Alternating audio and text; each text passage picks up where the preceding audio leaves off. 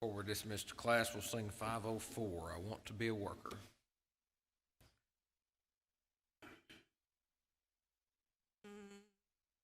So, I want to be a worker for the Lord. I want to love and trust His holy word. I want to sing and pray and be busy every day in the kingdom of the Lord. I will work, I will pray in the vineyard of the Lord. I will work, I will pray, I will labor every day in the vineyard of the Lord. I want to be a worker every day. I want to lead the erring in the way that leads to heaven above, where all is peace and love in the kingdom of the Lord. I will work, I will pray in the vineyard of the Lord. I will work, I will pray, I will labor every day in the vineyard of the Lord. I want to be a worker, strong and brave. I want to trust in Jesus' power to save. All who will truly come shall find a happy home in the kingdom of the Lord. I will work, I will pray in the vineyard of the Lord. I will work, I will pray, I will labor every day in the vineyard of the Lord. Will now be dismissed to class.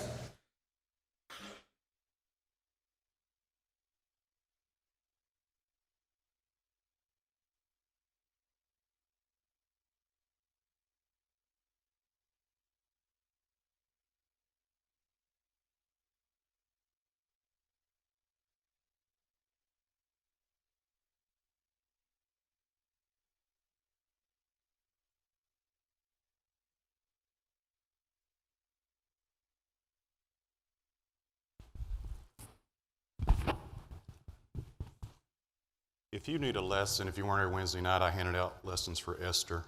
You'll raise your hand.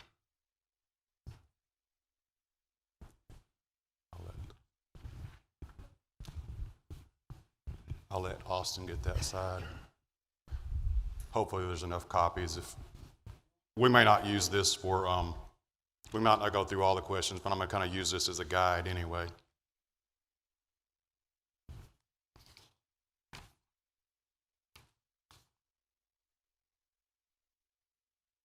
So hopefully you remember the story of Esther, or you've read it since Wednesday night,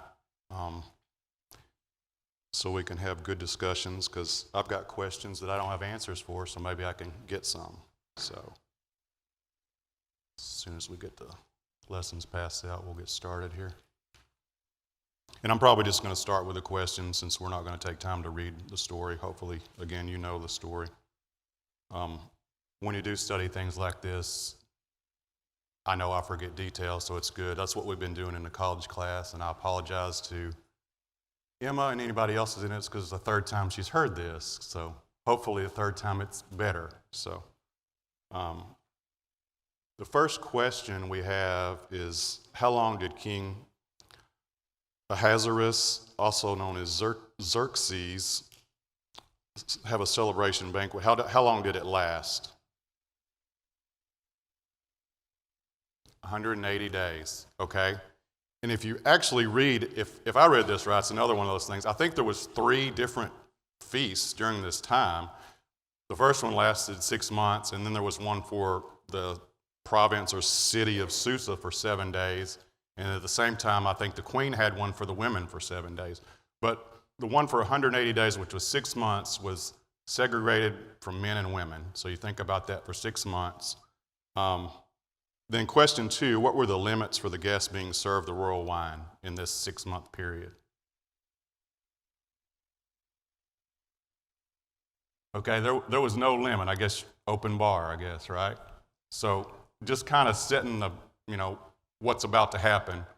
We've had 6 months of drinking and segregation between men and women. Just keep that in mind. So the third question, based on the first 2, is what influenced the king to cause his wife to come before the nobles and other men? Based on what we just talked about,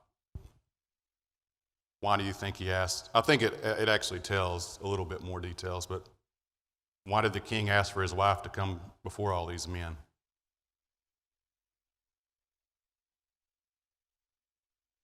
Okay. More than likely, and when we read the other story, he liked to drink. There was other mentions of it that was his thing. And just a little background on him, if I can find my notes on that. He was known as a womanizer. I think Josephus and others had history outside of the Bible that mentioned what he did. And just the rash decisions he made. From Jewish history, when they were invading Greece, he had floating bridges made so that they could go over the land bridges. Big storm came and wiped all the bridges out. And he was so angry, he beheaded all the ones who made the bridges. And then he whipped the ocean with chains and threw shackles in there to punish the ocean. So it's kind of his nature, and you're looking at him, you think he thought himself as a god. So just also keep that in mind. And the Jewish history also says about him bringing his wife before all these people. It was a matter of he was drunk but wanted to show her beauty. And Jewish history says, you can take it for what it's worth, there was actually a dispute about which province had the most beautiful women. So the king thought, the queen is, so I'm going to bring her forth and show her. So why do you think Queen Vashti refused? Again, it doesn't say, but what are your thoughts on why she refused to go in front of all these men? We thought it was humiliating. Yeah, I mean, we're reading between the lines here, but you read something of her character, I think, is because, these men have been segregated from women for 6 months, they're all drunk, and he wants me to come forward in front of them, and he didn't ask for any other reason of the purpose, so I think she put 2 and 2 together, seems like, and so she refused. And I imagine she knew there was going to be consequences. Maybe she didn't know all the consequences, but, I'm sure she knew it wasn't going to be good. So, and then the fifth question, what were the consequences of her refusal? Okay, she was removed from being queen. And again, I don't know if she expected that or thought that through, but, it says something about her character. And then along with that, what did the king's wise advisors fear might happen due to the queen's actions?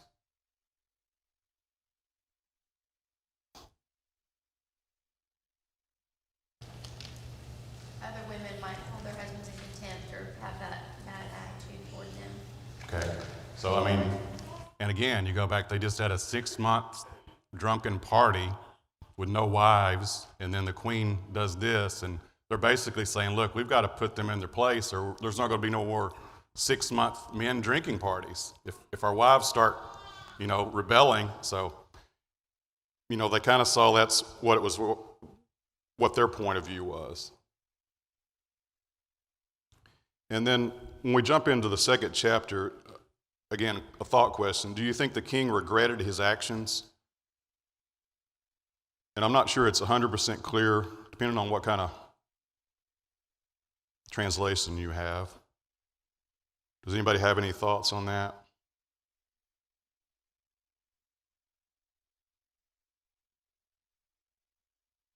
I have one version, and I forgot to write down what the version was. But it says, earnestly remembered, and when his anger abated, he earnestly remembered the queen. So it seems like, he had feelings for her, and then he made a rash decision. As we're going to see, his anger made him cause a lot of bad decisions. And it seems like to me that he kind of regretted what he had done, and hastily, maybe he was sober now and realized, okay, maybe I shouldn't have done that. Again, that's maybe reading something into that, but seems like he regretted that. Then question 8, who was Mordecai?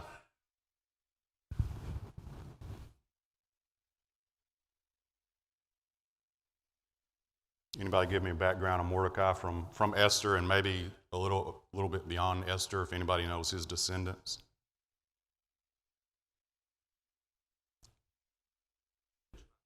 He was a Benjamite. I don't think he was uncle. I always thought that. He was actually a cousin. But with the age, it's always, when I go back to study Esther, I always think uncle because he raised her because her parents died.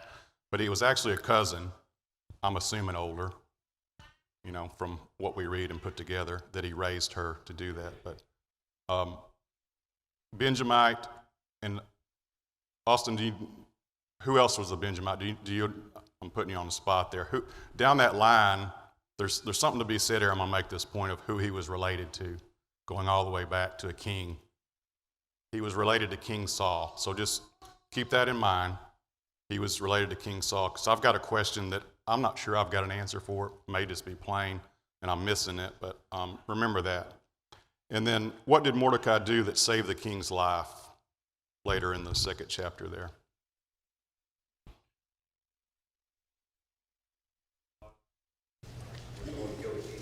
Okay.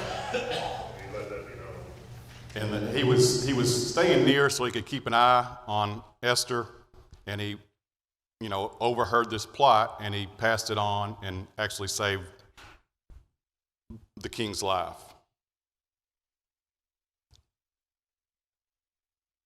And then I'm kind of skipping around here just for sake of time, so we may come back and make some points. And I think I'll just do that right now. From secular history and things like that, they are estimating that Esther was 14 to 16 years old when she was taken to the beauty contest. The other thing Josephus mentioned, there was like 400 women from the provinces. In his area, I meant to mention that first,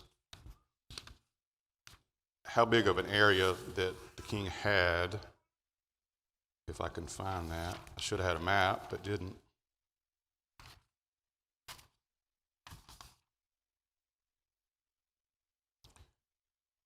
So the territory that they were over in modern day time consisted of Turkey, Iraq, Iran, Pakistan, Jordan, Lebanon, and Israel, also part of Egypt, Suda, Libya, and Arabia. So it was a huge area, so that they gathered all these women up. At the time that this, in the time frame, and it's kind of hard to piece it together too, all this happened, and in between banishing the queen, he went to go conquer Greece, was unsuccessful, and came back. So his advisors from other history looked like he was depressed. So this was kind of a way to cheer him up, was to have this big beauty contest and select another queen. So that was it. There was 400 women, and from what I read, if you weren't chosen as queen, you didn't just get to go home. You were basically servants, concubines, which, you weren't going to marry anybody else. You weren't going to have a life except you were the king. So keep that in mind too, that, I always thought that she was chosen, everybody else went home. From Jewish history, it doesn't seem that's the case at all. So these other women were, you might say, slaves. Maybe they had a better life than they did, I don't know, but they were bound to the king. So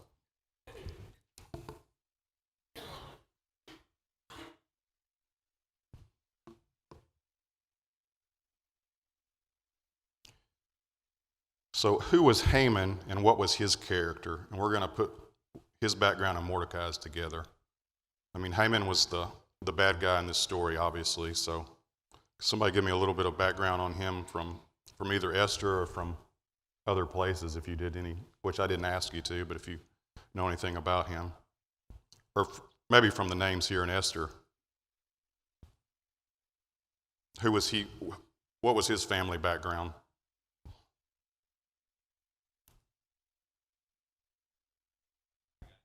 Okay. I don't know what an Agagite is. I did not either. But going back to King Agag, do y'all remember who King Agag? And that name stuck in my head, and I had to go look it up. Anybody remember who that was?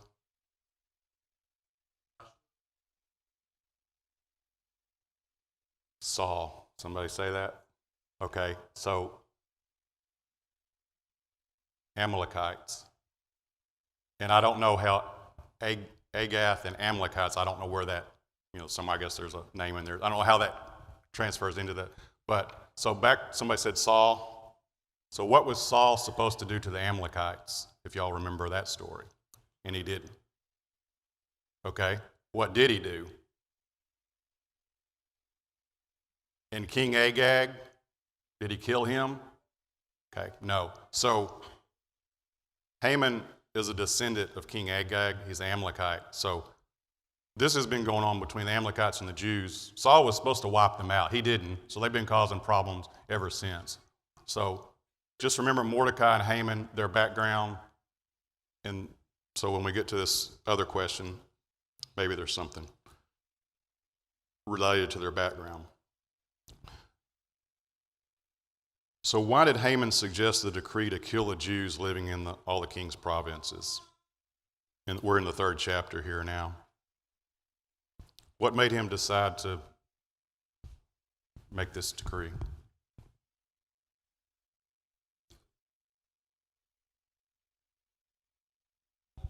Okay. So I read that for what it is. I mean, his anger just overtook him. And if you read later in the story, how his anger, it was just seemed insane, but it was. Other commentators said, I just don't think you would wipe out a whole race because of one man. When you look over at what he did with his anger, about Mordecai later, I kind of think he might. But going back to what we talk about history, there might have been history between Haman and Mordecai. I think Mordecai probably knew who he was. And I may have my questions out of order. Or I may not have asked this question, but this was the question. Why didn't Mordecai bow down to Haman? In this thought question.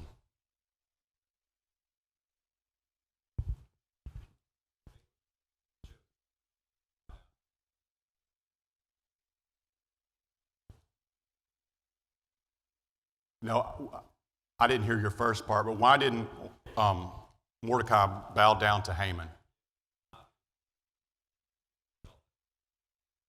Okay, that's what I took. I've always thought, and I still think that may be true. He was a Jew and didn't do that. When you start reading other things, there's like, well, the other Jews were probably bowing down to him. Doesn't make it right. He might have been the only one doing the right thing. But we have instances of David bowing down again. Saul was God's appointed king, but we have instances of people bowing down to kings. So, I've always taken that he was a Jew. It was kind of worship he shouldn't. But it might have been background, too, of he knew Haman was a wicked, evil man. He knew he was an Amalekite, and it might have just been that. But I don't know. I thought I was pretty clear on when I read it. I was like you, that's pretty simple. But there are questions that are brought up because it seems like others were bowing down to him, and they could have all been wrong. But he didn't bow down to him, and for whatever reason, and that sparked, Haman to decide to wipe out the Jews. And I do, after reading that, tend to think maybe his anger did that, but I think Haman also had history with the Jews, with the Amalekites. So that too, Mordecai was, when he said he was a Jew, it's like, it made him mad enough I could kill him, but I'd also like to wipe out the Jews. So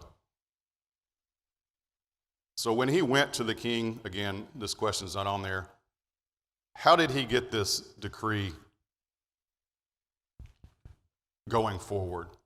Did he tell the king everything? What did he tell the king to get the decree going? How did he describe it?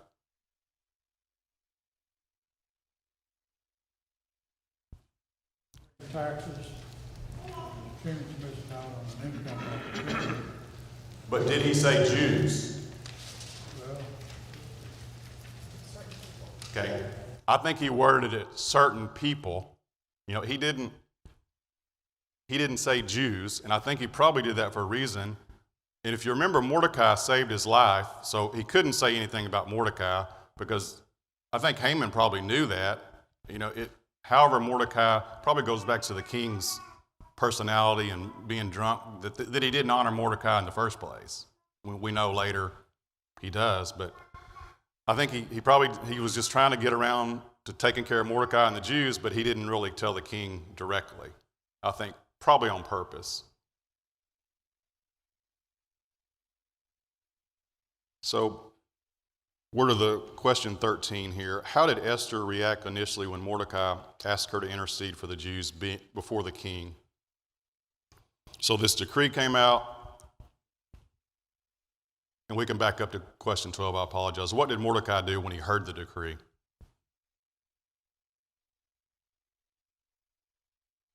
In chapter 4 is where we're at,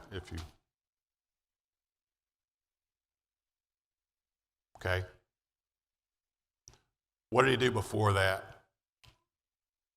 Okay, towards cause was in sackcloth. What do we associate that with? Mourning. Okay, I mean, we see that a lot in the Old Testament. And then he did go to Esther. That was the next step is, and we're skipping over some of this stuff for sake of time. But kind of Esther was asking him why he was in sackcloth and when he got down to the basics. But so how did Esther react initially when Mordecai asked her to intercede?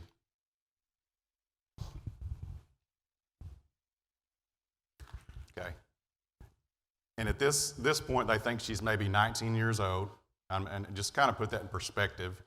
She was maybe 14 when all this started. That's a very young age to be put in that position. And she's 19 and she knows. Why was she reluctant? Okay. And how long had it been before the king had called her? Do y'all remember that? 30 days. So it'd been a month that, she hadn't seen her talk to him. So that's another thing. If she had been having daily conversation, it might have been a lot easier to say, yeah, I can go talk to him. But if you didn't have permission to go before the king, or if he didn't allow you, yeah, you would be put to death. So she knew that, and it had been 30 days, so it seems like maybe she had fallen out of favor with him after 30 days. So, yeah, there was something to be said there. So what was Mordecai's reply to Esther after she kind of said, yeah, I might lose my life. I don't think that's a good idea. Okay. So, yeah, I think there's a couple things that are interesting, and really that's what I get out of this is God's providence, as Esther is what I always think about. And so what did he say to her? It was a question, right? Richard, will you repeat what you said again?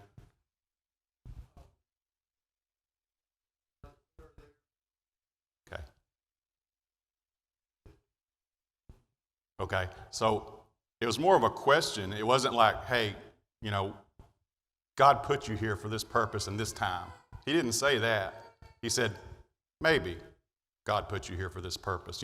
This may be your opportunity. And also that he had faith in God. I think the other part of that is that, hey, if you don't do it, God's going to save the remnant. I think Mordecai was strong enough and understood that they were going to be saved, but it may cost you your life. And all the Jews here, may cost thousands of lives. But I think that's the part. So we may get bogged down in this, but somebody define God's providence.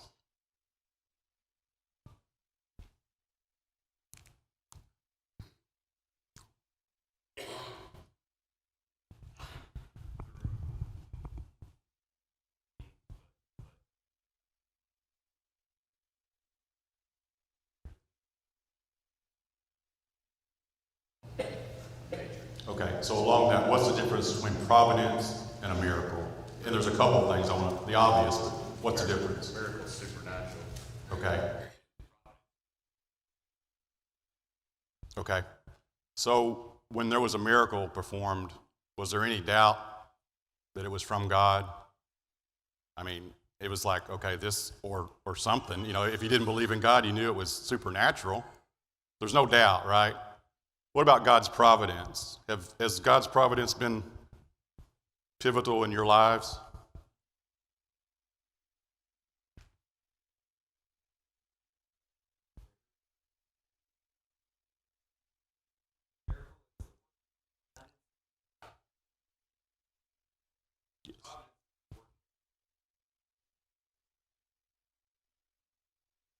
That's my point, Kelton. I mean, I'll pick on Lane because we had this conversation Friday night about God's providence. It's like, do we think it's been in our lives? And we both agreed it had.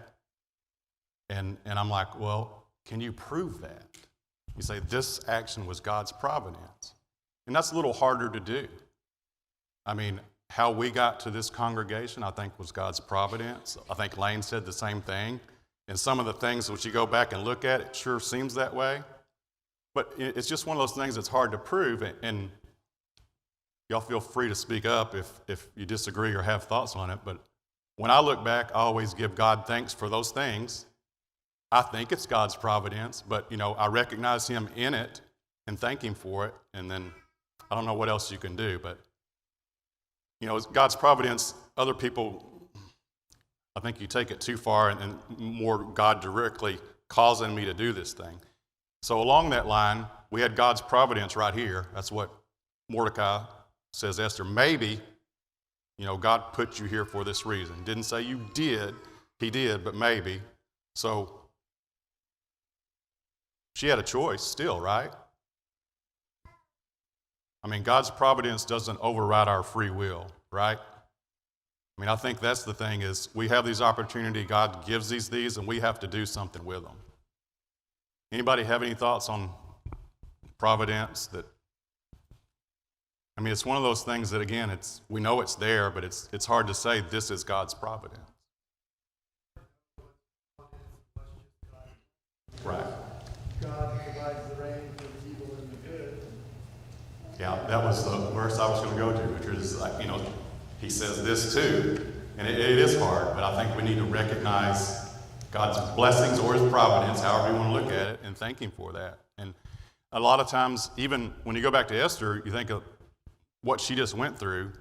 Again, she was chosen for this, but it wasn't the way I always thought it was. It was a great honor to be chosen of these 400.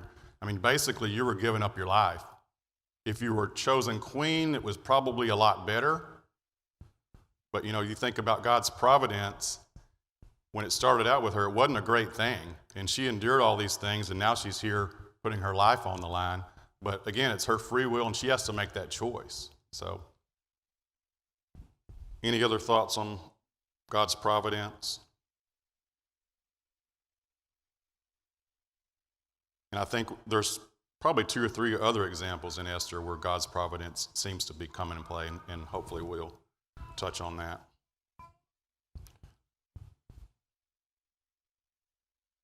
So I think we're at 16. What did Esther request Mordecai and all the Jews of Susa to do before she approached the king? Fast. Okay? What goes along with fasting? Always, right? I mean, every time we see it, I don't think there's any besides here. So, and I should have mentioned this first. What's significant about the book of Esther? What's different about the book of Esther than any? I think there's 2 books that is different in the Bible. Okay, there's no mention of God's name, and I think, if I'm right, Song of Solomon doesn't mention it, but there's no mention of God's name explicitly in Esther. We see His handprints and everything on it and God's providence. I don't know why I didn't think about that. I don't know why fasting, I don't know why prayer wasn't mentioned here, if anybody has any thoughts, but they always go hand in hand, but I didn't really think about that. But because it was 3 days, I think she asked them to fast, and so, you know, the point of fasting is you're giving up physical things. Daryl? There is somewhat in question.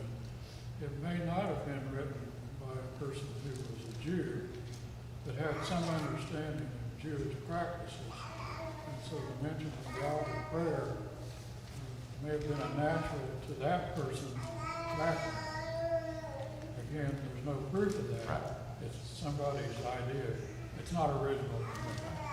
It's a good point, though. I don't know if y'all heard, but Daryl said the authorship of Esther, we're not sure who did it, who wrote it. It may not have been anybody who was aware of God. It may have written it from looking from the outside and saw the fasting, saw these things. So there's no mention of God. Very good possibility that fits and makes sense.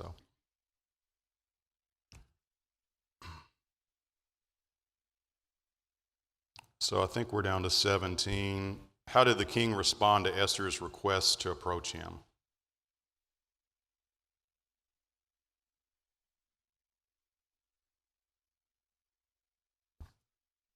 Okay, very positive. So, and you kind of go back and look at Esther. I mean, it describes her as a beautiful woman, physical beauty. Even Queen Vashti was that. So, there's a significance of that. But she found favor all along the way, and I don't think it was just her beauty. I mean, again, reading between the lines, there was character there. Even her servant, when we get to it, when it's going back and forth from Mordecai, servant could have told the king everything that was going on, but it seems like he was had favor with Esther and was kind of standing up for her. And when we get to the part where Haman, the tables are turned, he plays a part in that. So, but he was favorable. And then, what was Esther's plan? I mean, she just didn't. Mordecai basically told her to go to the king and beg for our lives. But did she do that here? Okay, she planned a feast. I was going to say, any thoughts, wine? There you go. She knew the nature of the king. Also, probably just fleshly desires. Eating and drinking are probably two of his favorite things. So she did that, had the feast, invited Haman as well. And then, what did the king say he would do for her? Again, just the nature of the king. Half the kingdom. So what's that say about his nature again? Yes, very impulsive. He just came in, hadn't seen her in 30 days, and said, hey, whatever you want, up to half the kingdom is yours. So again, the nature of Ahasuerus is shown there. So how did Haman react when Esther requested his presence at both banquets, especially the second?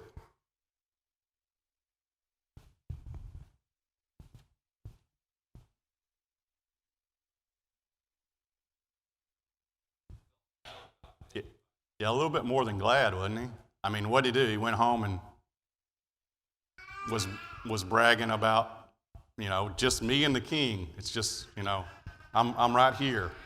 So, he was at the highest of highs, it seemed like. So what changed his mood? He's up here, and all of a sudden, he saw Mordecai. Again, going back to, would he wipe out Jews just because of Mordecai? When you look at this, you're thinking, maybe so. I don't know, but he was so angry.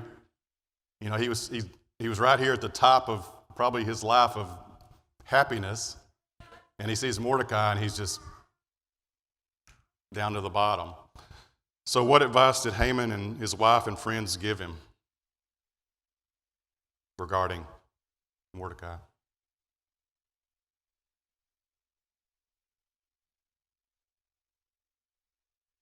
Okay, build the gallows and just take care of him.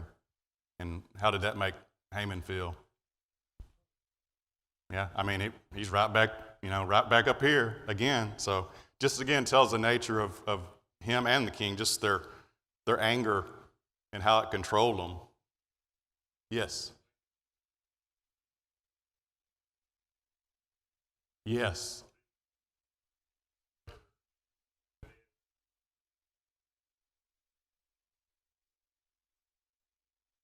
Yeah, that's a good point, Toby. I think they're the same person, seems like. I mean, they're so impulsive and just let anger consume them, and then they turn right around and they're like, oh, okay. So, yeah, that is a good point. And then number 20, what circumstances led the king to honor Mordecai? Remember, Mordecai saved his life. He wasn't honored. And then now we're, I don't know how far in the future, but what caused the king to honor him?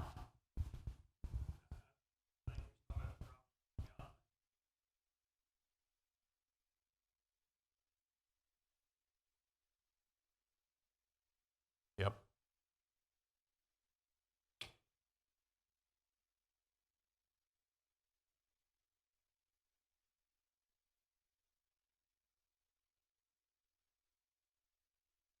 That's what I had in my note right there. That was the other example of God's providence. So I appreciate that. Because, I mean, when we're reading the story, it sure seems like that. Because, I mean, and the king wasn't a follower of God from his whole lifestyle. But like you said, he was to the point where he couldn't sleep. And then so he had them bring this. And that sure looks like God's handprints all over that.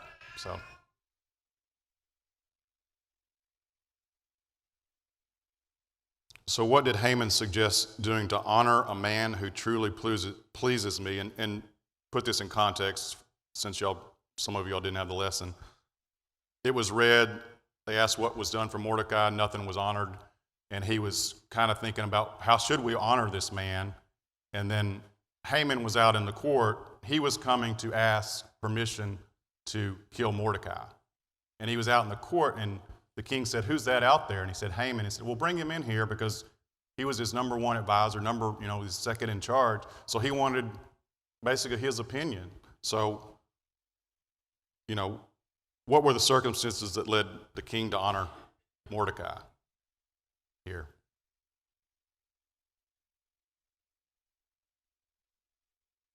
I didn't hear, sorry. Okay, Haman's pride. And so when the king's asking, what do I do to honor, this great man, back to his pride, who did Haman think he was talking about?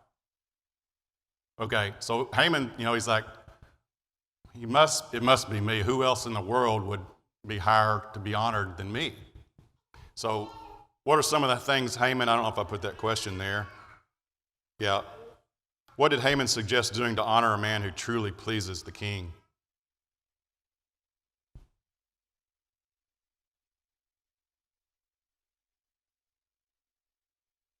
Okay. Basically, parade him around the city and tell him what a great man he was. So, what did the king tell Haman to do? Okay, so we're up here again. Now, where's he at now? The lowest of lows, probably, because he came to ask to kill him, and now he's got to parade him around and honor him. And then we read that after he did that, he went home, basically covered his head in shame. I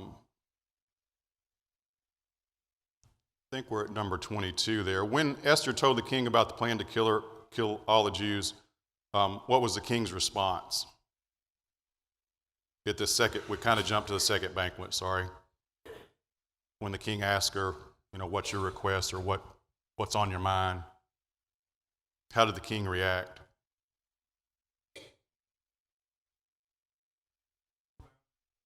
Okay.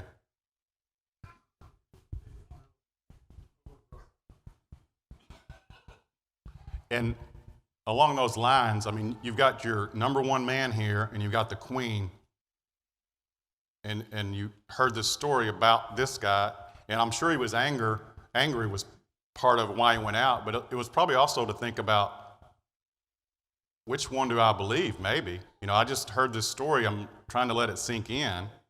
So maybe he was trying to decide, I got the queen telling me this, and then my number one man is what she's telling. Is there maybe some reason she's doing that? And then when he came back in, I don't know if that's in there, what happened?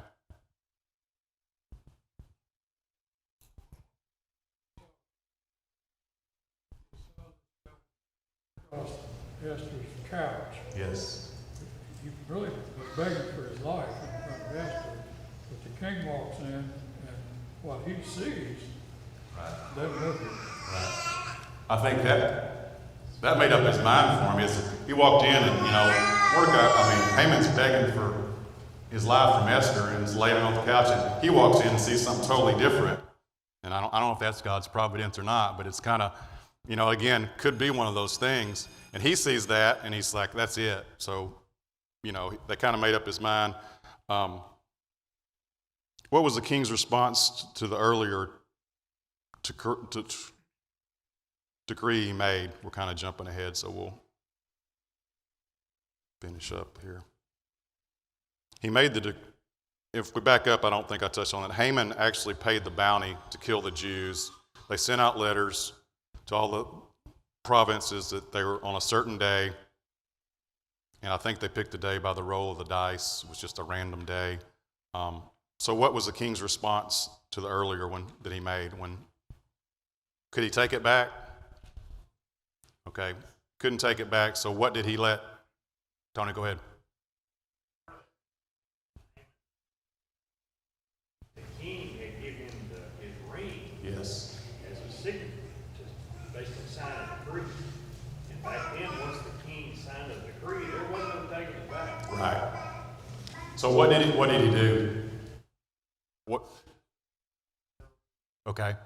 And the timing of this was they were still in exile. They were scattered. So when this decree, they couldn't just lay out pieces. They couldn't, if they knew they were going to do it, it seemed like they could have put things together.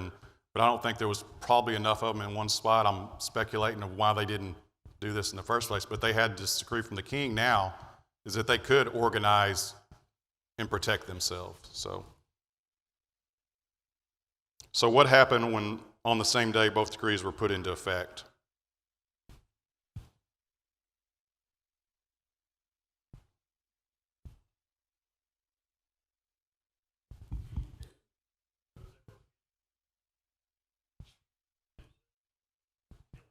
Okay, wiped out 75,000 in one spot, and there's different numbers. And it said also that the officials actually helped the Jews because of the fear that they had heard of the Jews. And I think it said somewhere in there that the ones from the country, different parts of the country, were declaring themselves Jews. I'm assuming proselytes, that they understood the power of the Jews. And going back to that point,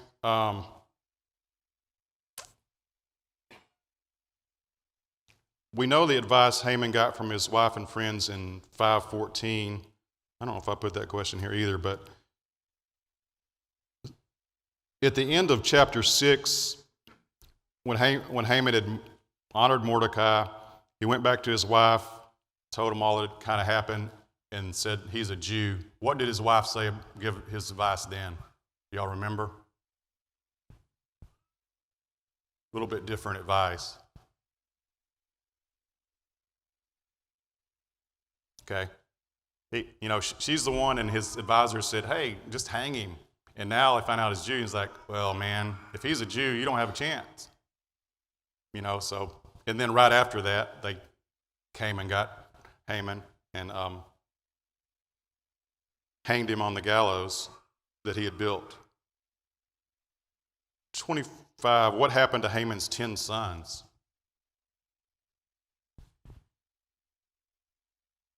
Okay, they were hanged.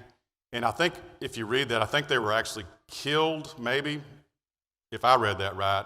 Then they were brought to the city and hanged, maybe for display. I may have been reading that wrong. Either way, he killed all 10 of his sons. And we're about out of time, so I just want to touch, I think we've touched on God's providence from the lessons from that. And just the anger issues over the king and Haman, how anger can just, we see what it cost them. Cost Haman his life and wiped out his family, basically. And then God's providence, we still have free will. We're given opportunities, we have to use them. Does anybody else have any questions or comments over Esther? I know we rushed through the end of it there, but just trying to see if there's anything else I had here that I wanted to cover, but I think that's all I had, so I appreciate everybody's comments and helping me through this.